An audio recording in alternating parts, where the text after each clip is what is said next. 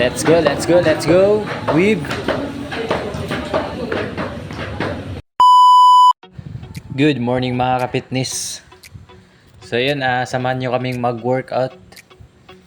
So ayun, si ma'am lang pala yung mag-workout. Hindi tayo kasali dyan. So ayun, magtuturo lang tayo ngayon. So nakabil pala to si ma'am ng PT o personal trainer.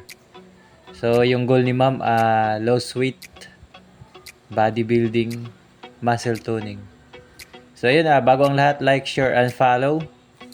So ayun, balik tayo dito sa pagtuturo. So ayun, 6 na exercise lang pala yung papagawa natin kay ma'am.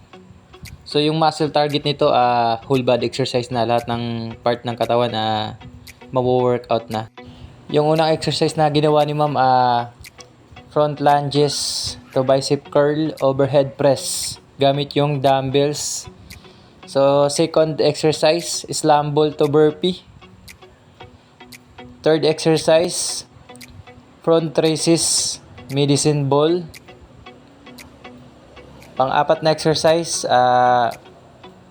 deadlift gamit yung Z-bar na may plates, 5 kilos side to side.